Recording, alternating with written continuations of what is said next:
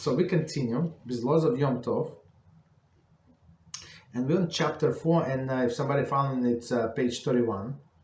So, I mean, we're moving slowly because it's a lot of information. Baruch Hashem. And our topic is preparing on Yom Tov for the next day. Okay, so part number 4. Preparation that does not involve Melachah. Okay. So it says, it is forbidden on Yom Tov to do any preparation, Hachanah, for a weekday. Even a preparation does not involve no Melachah. The sages forbid preparing for a weekday because it is disparaging to the sanctity of Yom Tov to engage in weekday preparation on a holy day. It is similarly forbidden to do any preparation for the second day of Yom Tov on the first day. For example, in the afternoon of the first day of Yom Tov, one may not set table for the nighttime meal. Since the night part of the second day of Yom Tov, one must also not do any preparation for the nighttime meal during Bein Hashemashos. Okay, so let's do this piece again, and we're going to explain. So again, we're talking about preparation for the next day.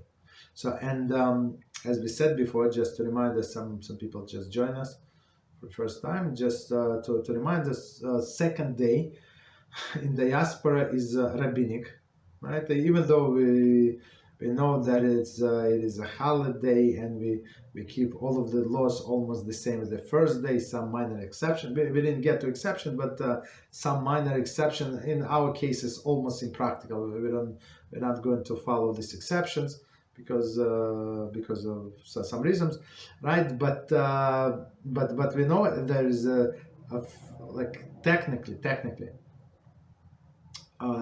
The second day of Yom Tov has the different level of sanctity than the first day. First day is biblical, second day is rabbinical. So on first day, we're not allowed to prepare for the next day, period.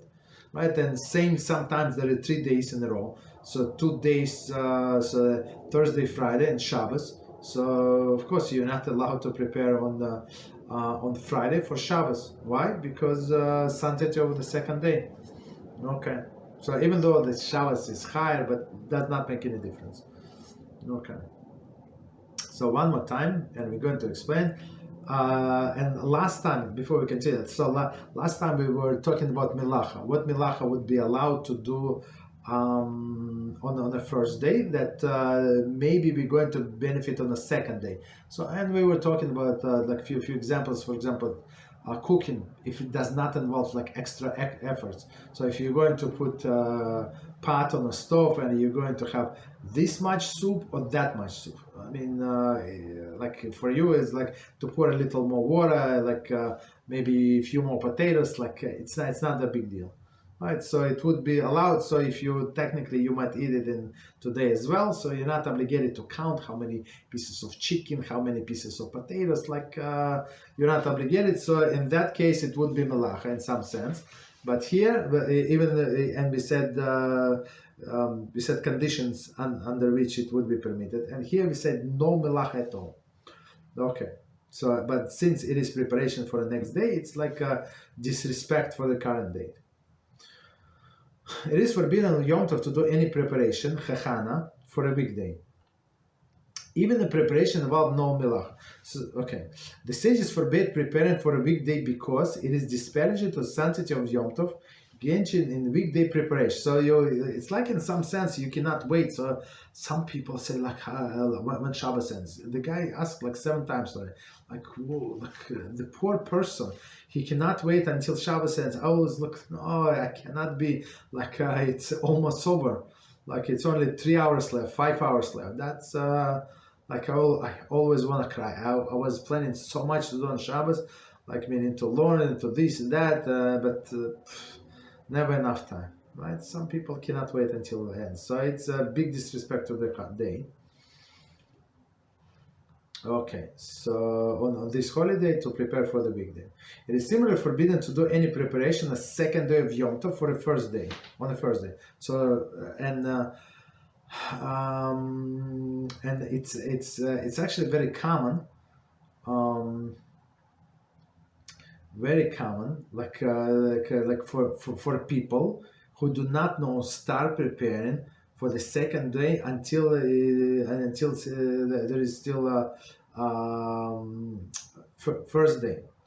What does it mean? That you're allowed to prepare for the second day only after the candlelight, and not after the candlelight. Yeah, after the candlelighting. So meaning on Yom Tov we light, or second day of Yom Tov we light candles at night when it's dark, not before the sunset, right? So that's very important.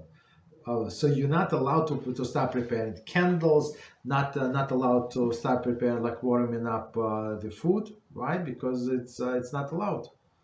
So the second day, of course, you always start much later. I mean, maybe not, maybe 1 hour later or so, right? Until you wait the food get warmer and stuff like that. Okay. So even though it is allowed to warm up the food on Yom Tov, right? But not for the next day, because it's clearly for the next day. Or prepare candles, not allowed for the next day. So for example, in on the afternoon of first day, one may not set table at the night film. So meal. Okay, so you finish your lunch on the first day. So and you start preparing. You start preparing for the meal. Absolutely not allowed. So most likely, people are not going to eat any longer until the evening meal. Right, so basically you're done with the food, maybe some snack, but with the meal for sure you're done. So what are you doing with preparation? So of course not allowed.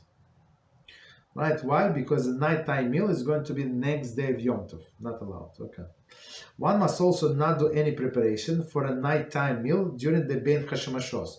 So during the Ben Hashemashos, just to remind us again, Ben Hashemashos, it's a time from a sunset until nightfall. So since it's a doubtful time, as we just said, so we are actually lighting candles at dark, not as before the Ben Hashemashos. Okay. So after it's 100% night, so we light the candles, and only then you're allowed to start preparing for the next day. So of course it's like naturally you're going to start your meal much later.